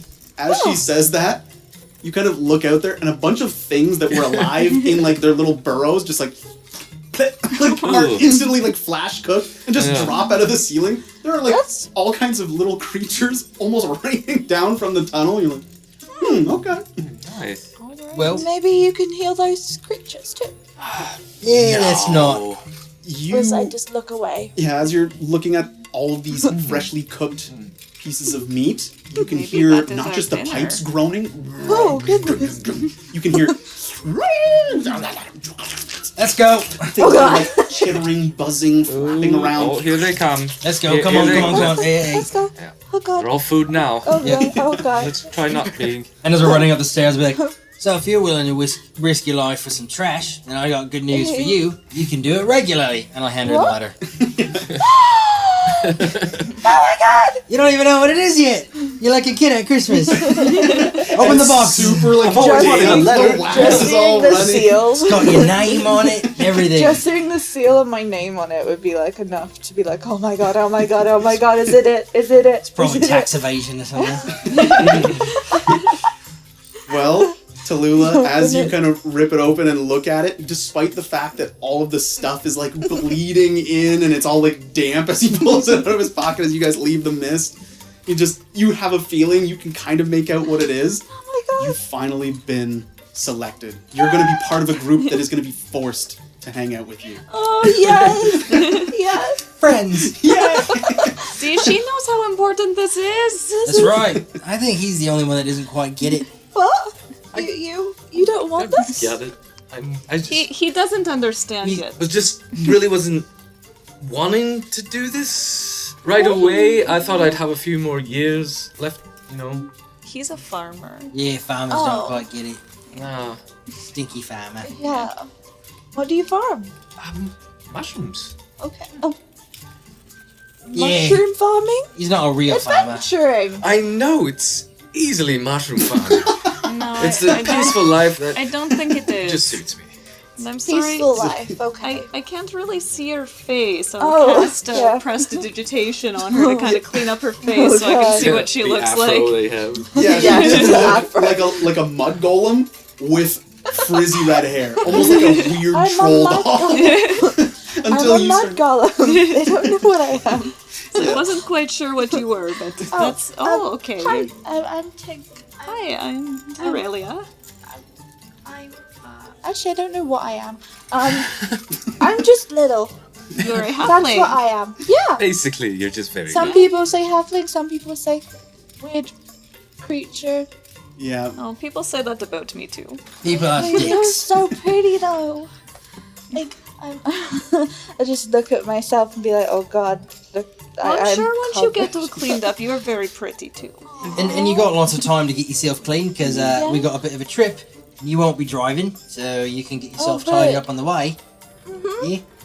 Yeah. We should probably get going though. I think this sort of thing's important. You know, they tend to look down on Definitely, people. let's get Dilly going. dally. Oh yes. If anyone wants some snacks, I still got a couple chips back there. Yeah. Just help Ooh. yourselves and we'll be off. You got the mushroom chips? Gonna start eating the mushroom They're chips in the back. delicious. They are dry. Do you have any fun mushrooms? It's like a bunch of No, let's go. No fun mushrooms. Not for you. I will try one of those chips. It is very new. You don't know what to make of it other than describing it as new. Have a lot of flavor. A lot. Yeah, so you guys all hop into his cart. You guys have a little snack. Yeah, when she said she doesn't know what she is, you've looked into it a little bit. You're not sure if she's like a half goblin, like a human mated with one at one point, or if it's like a simic creation that kind of combined them to make something goblin-sized that didn't need to eat as much or take up as much living space, but was still like intelligent and controlled. Yeah, right, she's just very small. There aren't very many of them in the city of Ravnica. Cute. But yeah, so you guys are all on this cart, kind of trundling along Edge Street until you get towards the... if you're on Edge Street, the entrance that you're actually in line with is the Southern Palm Golgari entrance. So this one isn't actually connected to the Golgari finger of the mitts, but you can tell that it has that flavor. So the things that you're selling, you can see that there's a lot of stuff in that kind of area here as well. So you can see different kinds of mushrooms, different kind of plants. Some of them are decorative, some of them glow, all kinds of stuff. There's some trading going on. It all seems relatively peaceful as you guys kind of drive your way towards the entrance until you hear someone from behind with a voice that is really not their own. It rings of a magic echo. You lot, are you the newly selected? Yes. Yeah, that would be us. Yeah, so as you guys kind of turn around while sitting on Endavarius's cart, you see that there is a hooded man with like a white beard. There are 4 people next to him, kind of sharpening mean-looking knives, and 4 people in front of that. You can tell right away that these people are wearing the street garb, but are definitely giving themselves away as members of the Demir. And this guy goes, yeah, what a shame. As the rest of them start to move forward. What? God. What's happening? Ravnica for you. Oh, no. And this is where we're going to end our first episode. Under attack. Yes! Still Yeah. muddy and gross. He did heal you, so there's that. I but literally just have that was my good. face. This is where we'll leave off with That's this great. one. You guys going into the midst, and someone has approached some unidentified figure. Join us next time when Vinny murders everybody.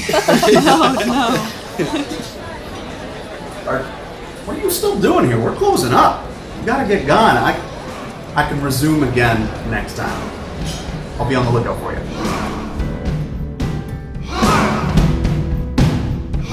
There is a place at the core of it all where the tails and the glasses are equally tall.